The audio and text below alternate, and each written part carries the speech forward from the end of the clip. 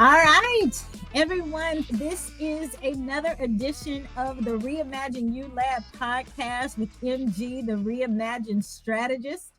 And of course, anytime you come into the lab, you never know who is going to be in here with me. But today we have the one, the only Jorge Gonzalez. Jorge, welcome into the lab. How are you? I'm doing great. Thank you so much for having me. Super excited to be here today. Yes, I'm excited to have you. As a matter of fact, you were telling me just before we came on about the book. You are a number of different things: author, inventor. Man, as a matter of fact, before I don't even want to tell everything about you. We'll just kind of let the conversation evolve. But you talked about answer the call and people leaning into their gifts and all that. How did you get in? How did you write the book? I was actually called to write the book during the pandemic in 2021, and Okay. I was actually going to call my book American Inventor because I'm also an inventor. But the day that I was finalizing the title, I was on the phone with my publishing company, and I heard this powerful, sweetest voice, and that whisper said, "Answer the call." And then I heard it a second time, and then I said it out loud, and my publishing company said, "George, what is that?" I go, "That's the name of the book. Where did you get that from?" It was just whispered to me. So, okay, George, we're scrapping American Inventor because that's what we were going to call. That's what we were going to call it, and we're going with Answer the Call, and that's what the title ended up being, Answer the I Call. love that. I love that. Answer the call. I love the fact that it was whispered to you and you Yeah, answered the call immediately. yeah. Because sometimes people take a long time to answer the call. hmm And a couple of weeks after that, it Mhm. came to me that Answer the Call is about finding your gifts, your talents, and pursuing your life's purpose. That's what Answer the Call means. Yes, I love that. I love that. So how did you get? Let's lean into that a little bit. So how did you realize that that's what answer the call meant?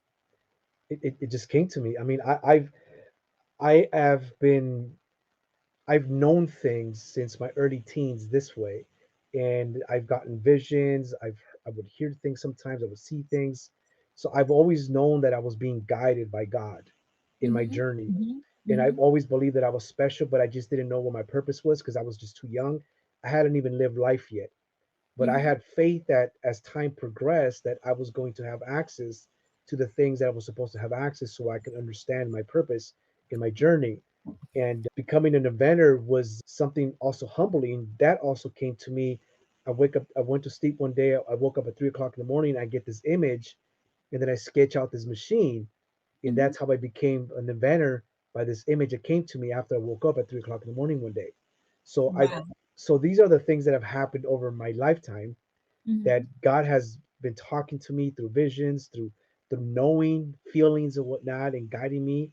And in this particular case with the book, I mean, He said, "Answer the call. This is what I want you to call it," and we did that. Wow. So tell me about the invention that you made. What was the machine? So my I was unemployed at the time, and my daughter comes to me and says, "Daddy, I want to play softball." So I was like, I asked her a trick questions like, "Baby, what is softball?" "Daddy, it's like baseball but for girls." And I Mm-hmm. was okay, cool. When tryouts come up, let me know and I'll sign you up. So I signed her up. She was the smallest little girl out there in the field, and Mm-hmm. she didn't get picked because she's never played before. Mm-hmm. And out of that frustration, I asked one of the parents, "Excuse me, I know you've coached before. That's what your daughter's saying. Would you mind coaching? I'll be the assistant coach because clearly your daughter's not going to play just like my daughter's not going to play." So out of that frustration of getting my daughter up to speed, that's when one day I went to sleep. I woke up at 3 o'clock in the morning, and I had this image. I sketched it out, and then I took my daughter to school, brought her home. She said, "Daddy, what are you working on in your home office?" I go, "Baby, look, I invented this machine to help you with your batting." And she's like, "Daddy, well, how come it doesn't have this? Why doesn't it do this? And it needs this." So I re-sketched it, and that's when my daughter actually became the co-inventor of my batting machine for baseball and softball. That Mm-hmm. batting machine, when I created a prototype for her, she became a five-time All-Star, 1 year Rookie of the Year, and 1 year MVP because of that batting machine. Really? It increased her confidence, her self-esteem, and just seeing her on the field, happy, enjoying. I mean, it humbled me and made me feel so special as a father that I Yeah. was able to create this with my daughter, and she became this person and the field that she became.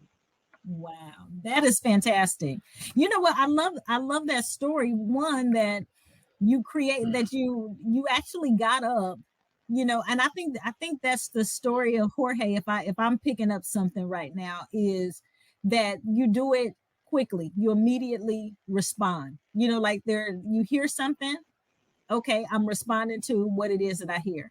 There's this nudging in my spirit around, hey, how do I, my daughter didn't get picked on the team.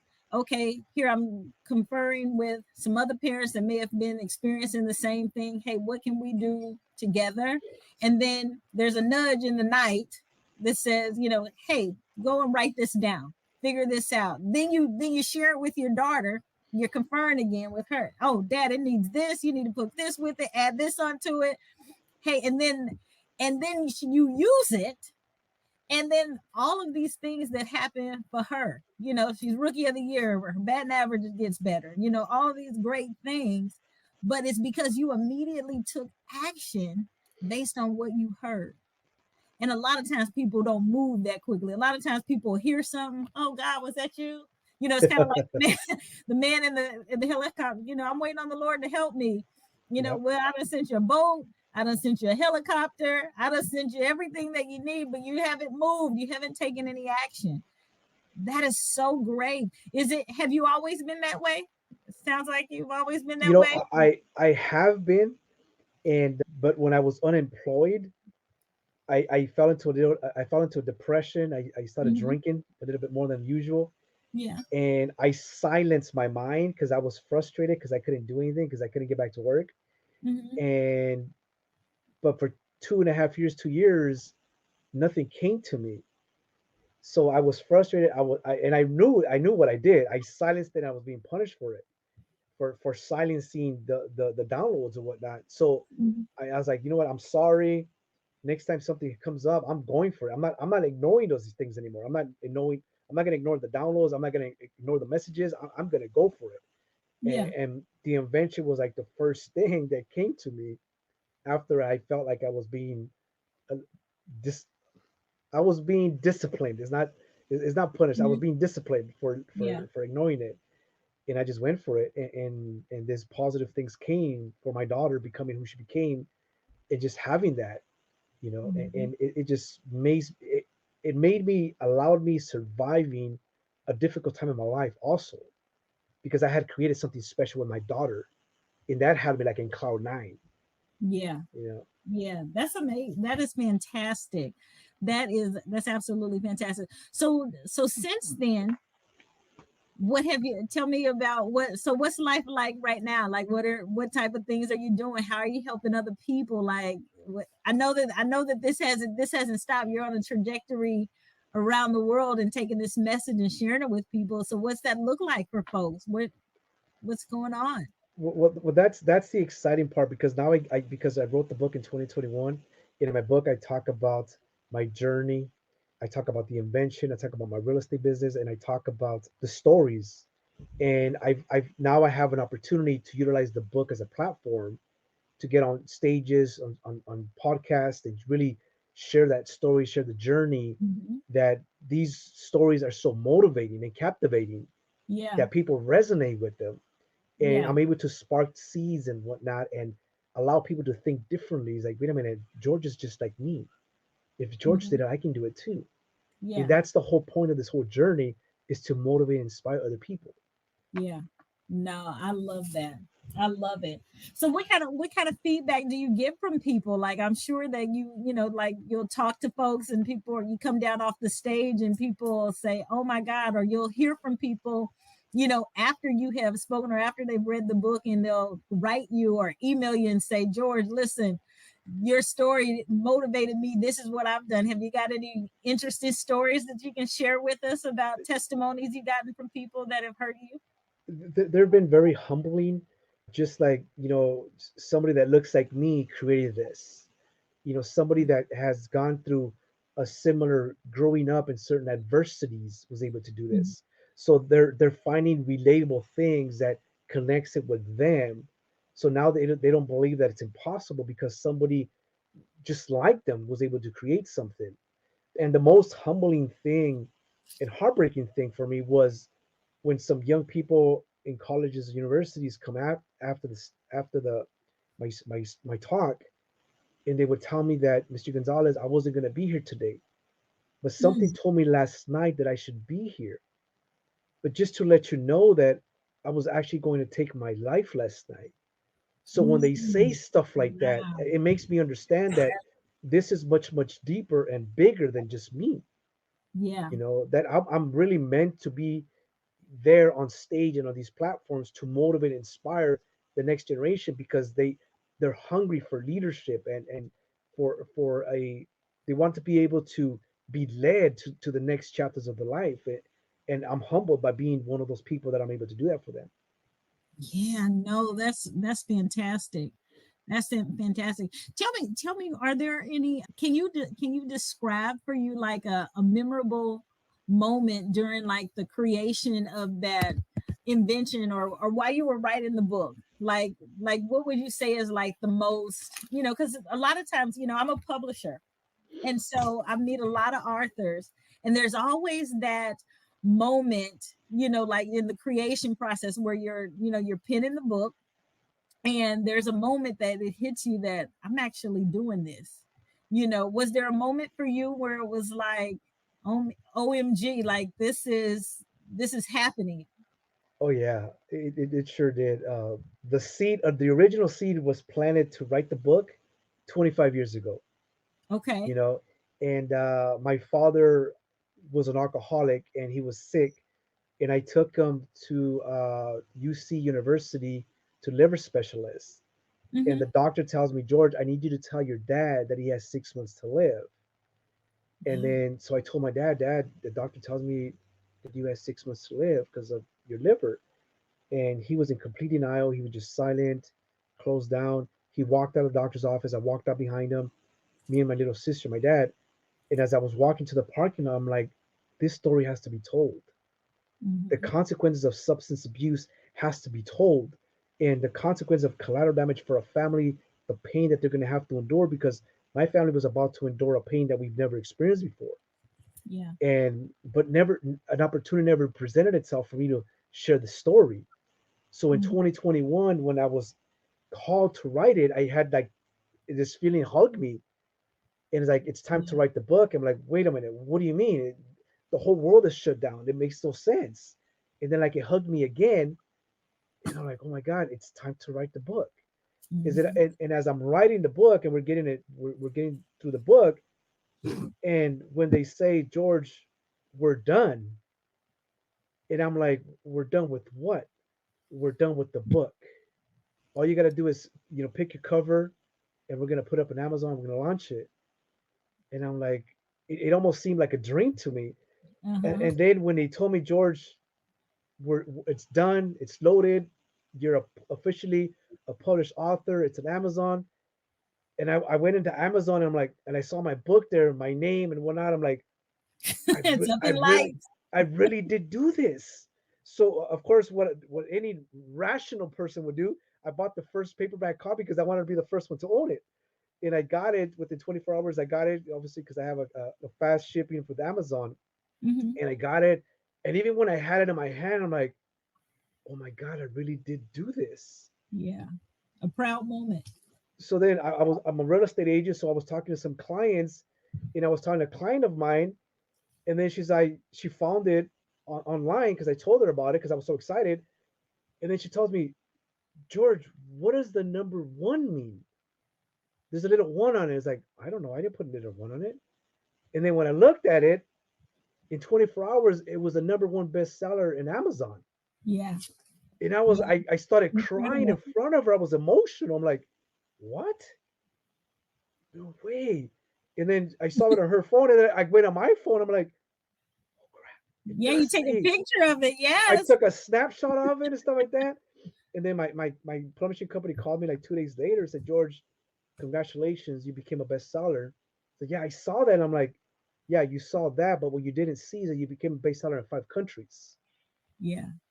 You became a bestseller in the US, in Europe, Canada, Mexico. And when I heard Mexico, I'm like, I talked about my grandfather's journey from Mexico to the United States under work between Wow. by in World War II, with this work agreement between the United States and Mexico called the Settle program. I talked about that in that book. So his story went all the way back to Mexico, and it Wow. became a bestseller in Mexico. So when I told my mom that, me and my mom are both emotional at this point when I told my mom Yeah. that. Yeah. No, But that's that incredible. but that's when it really got to me that, oh my god, I'm an author, I'm an inventor, and I talked about this in this book. Yeah.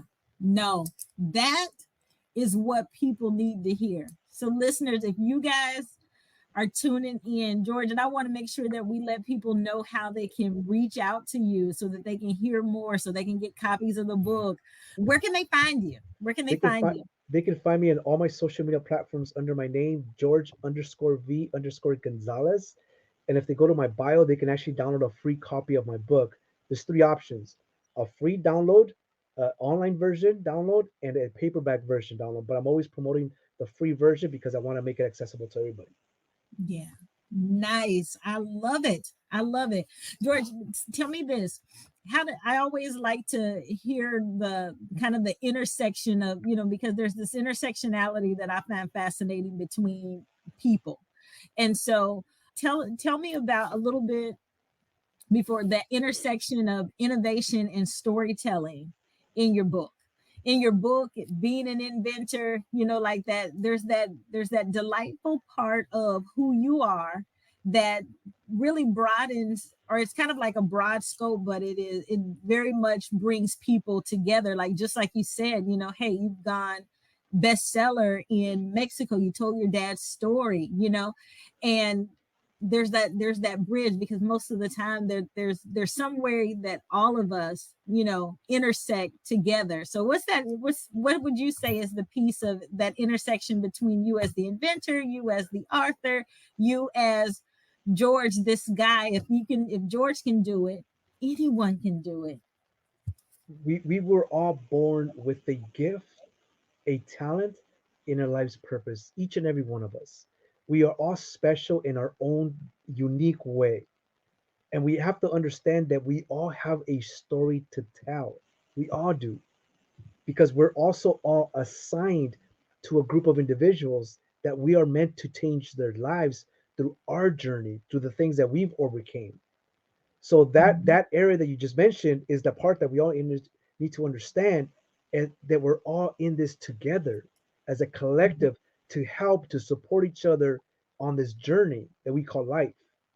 And I can assure you, you do have a gift within you, you do have a talent, and you do have a life's purpose.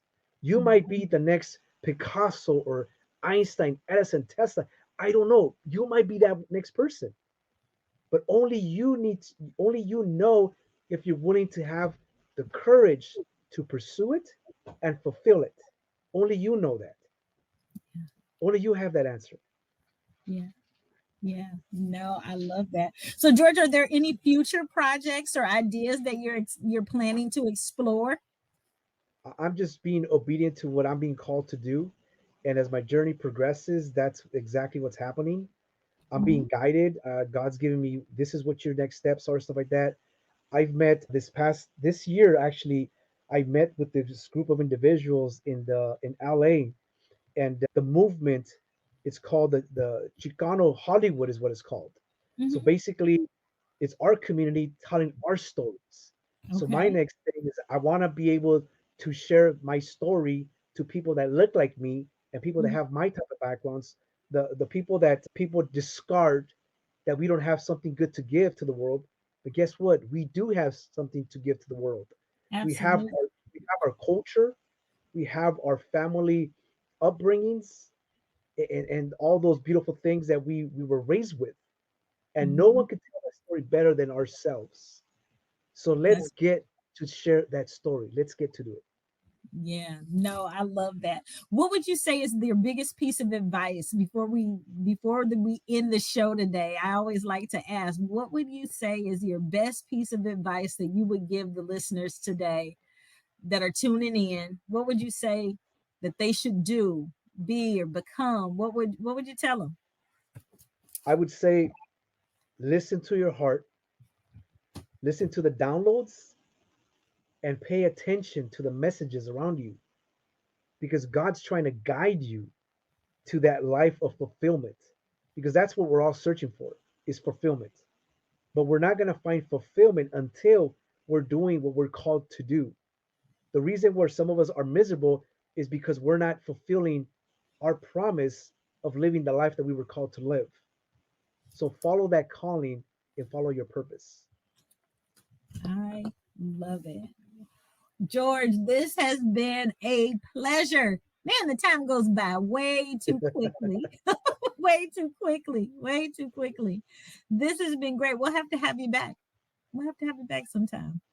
But I always like to make sure that I end the show. If you have not already subscribed to the Reimagine You Lab podcast, I want to make sure that you do so by clicking the button, the bell at the bottom of your screen to make sure that you subscribe. And if you have caught something, which I know you have, because George laid down a lot of good stuff for us today, so you make sure that you share this on with one of your friends, your family, colleague, anyone who knows that they have that gift, that skill, that talent, that life's purpose within them. Make sure you share it with them, because that's what this podcast is designed to do, is to share good stuff with people so that they know that they can do exactly what it is that George has done.